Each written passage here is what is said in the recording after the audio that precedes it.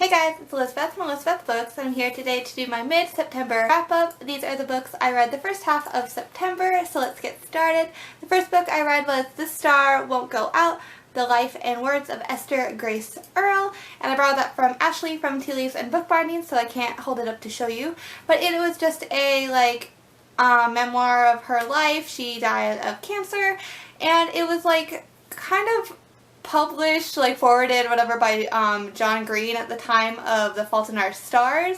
So I really did enjoy it. It was just told in her diary entries and told by her parents and friends just about her life and how she dealt with the cancer. But I kind of feel like it was just a gimmick of trying to promote The Fault in Our Stars. So I did cry a lot reading it. It was very sad. She was very young and talking about picking out the coffin she was going to be buried in and stuff because she knew she was dying of cancer. I think it kind of got published because John Green knew her and, he was kind of promoting his book, and I know it's not based on her or anything, The Fault in Our Stars, but it just kind of felt that way that they came out at the same time, and so yeah, it was an okay book. It's just not one I would really reread. And then I also borrowed Roomies by Sarah Zarr from Ashley, and that is a book about two girls who are freshmen, or going to be freshmen in college, and they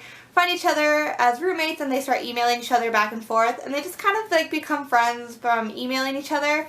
But I just found it kind of boring. It's I didn't really care about either girl, and I don't know, their lives were just very boring, and it was very stereotypical. I'm not trying to be any other YA book, but I am.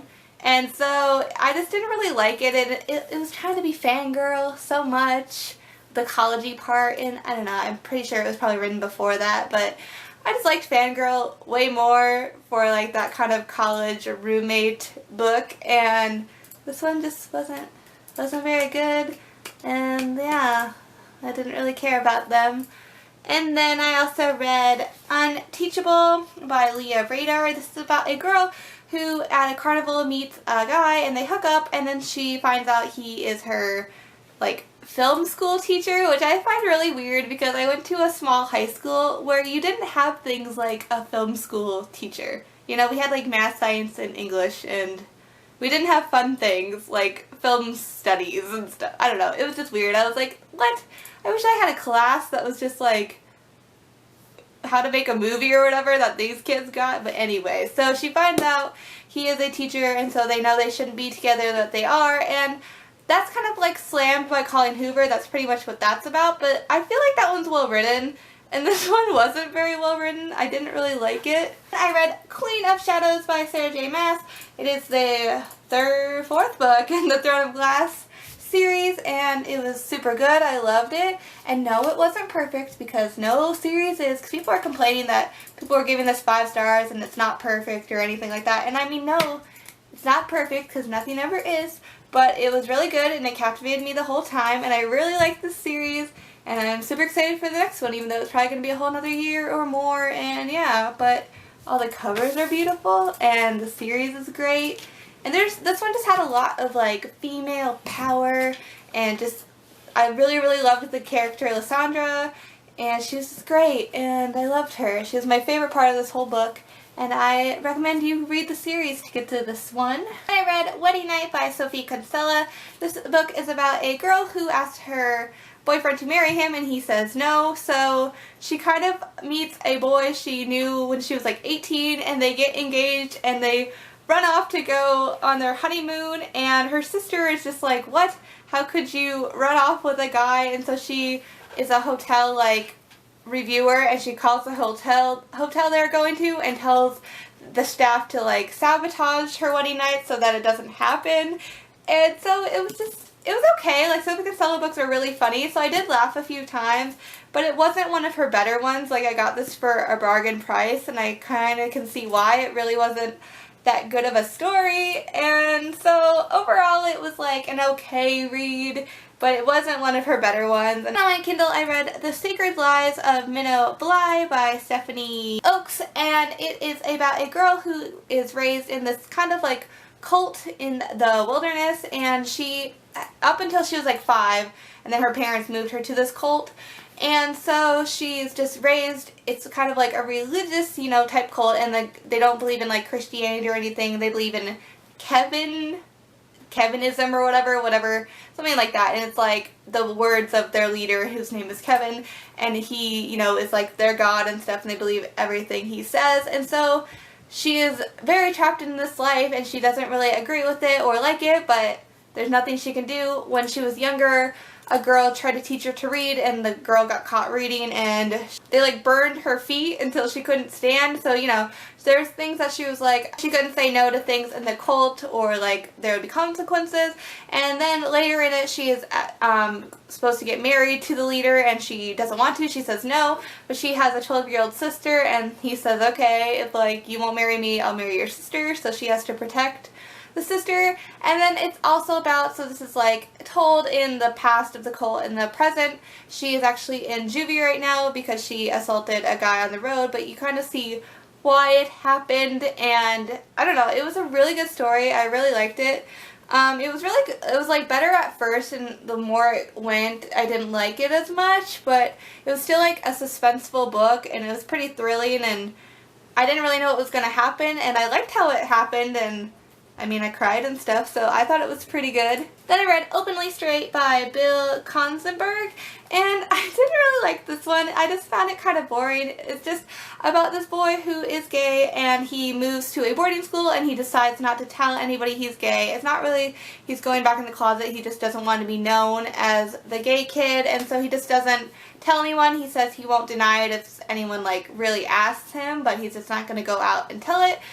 But it's just like a lot of him just like playing football and soccer and like about the games he's in, and I just don't care. So it was just a lot of like sports, and then he does fall in love with a guy, but he's just trying to like pretend like it's just friends and stuff.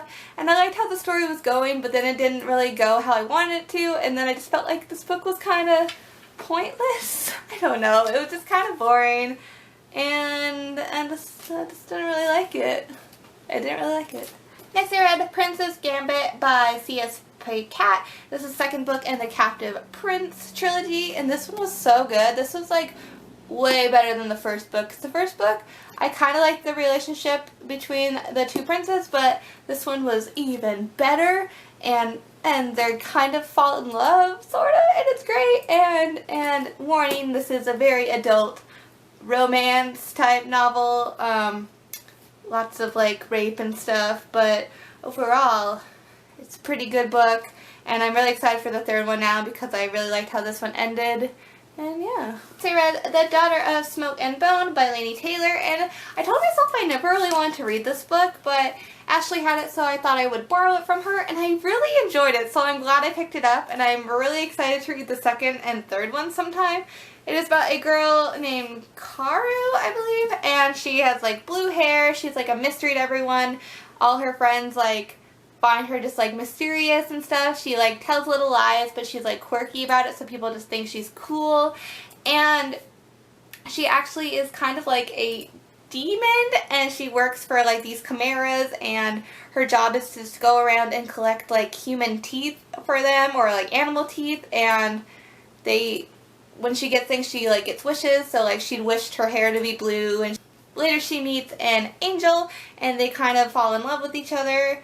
In the beginning, it's like an angel and a devil fall in love, and it didn't end well. I don't know, it's really cute. Where is it? I find it. Once upon a time, an angel and a devil fell in love, and it did not end well. I like that. It's so cute.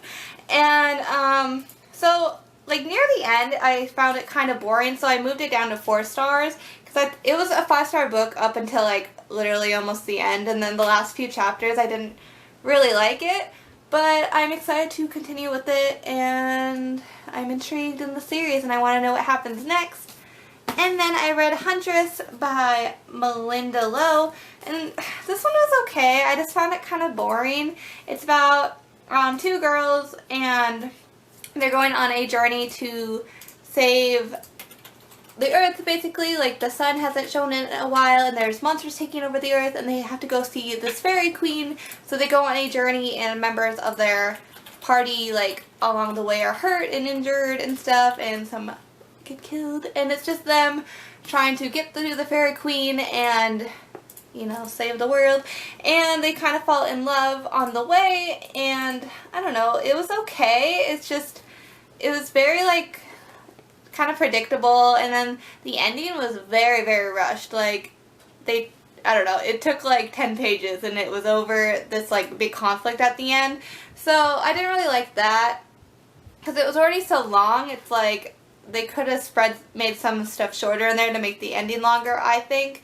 And so yeah, I don't know, I wouldn't really recommend this one. It was basically like the sun hasn't shown in a while and there's monsters taking over the earth and they have to go see this Fairy Queen. So they go on a journey and members of their party like along the way are hurt and injured and stuff, and some get killed, and it's just them trying to get to the Fairy Queen and, you know, save the world.